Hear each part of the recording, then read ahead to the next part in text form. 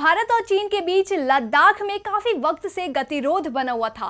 एक तरफ दोनों देशों में कमांडर स्तर की बात चल रही थी तो दूसरी तरफ सीमा पर सेना की तैनाती बढ़ाई जा रही थी, जिससे हालात खराब होने के संकेत मिलने लगे थे। वहीं आज दोनों देशों के बीच हिंसक झड़प हो गई। तो आज से पहले कब देखने को मिला था ऐसा मंजर, इस रिपोर्ट में देखिए।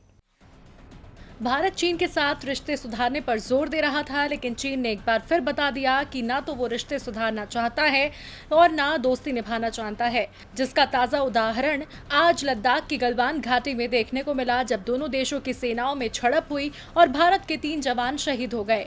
लद्दाख में चीन सीमा पर 53 साल के बाद दोनों देशों की फौजों के बीच हुई झड़प में भारतीय सेना के एक कर्नल, एक सूबेदार और जवान समेत 3 सैनिक शहीद हो गए हैं। करीब आधा दर्जन जवान जख्मी भी हैं। ये घटना कल रात उस समय हुई जब भारतीय सेना के दावा अनुसार गलवान वैली क्षेत्र से दोनों फौजें पीछे हटने में जुटी हुई थी। इस झड़प में चीनी सेना के भी जवान और अधिकारी भी हताहत हुए हैं। चीनी सेना के साथ यूं तो 1975 में भी अरुणाचल प्रदेश में झड़प हुई थी, जब चीनी सेना के एक हमले में 4 भारतीय जवान शहीद हो गए थे।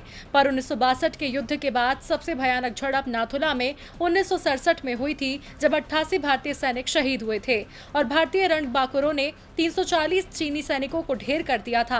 तब दोनों सेनाओं के बीच सिक्किम तिब्बत बॉर्डर पर नाथुला और चोला में हुए संघर्ष में दोनों ओर से 1000 के लगभग जवान जख्मी भी हुए थे। सैन्य अधिकारियों के अनुसार ताजा घटना कल दोपहर को आरंभ हुई थी, जब चीनी सैनिक गलवान वैली में उस वक्त हिंसा पर उतर आए जब भारतीय सैनिकों ने उन्हें समझौता अनुसार पीछे हटने को बोला था।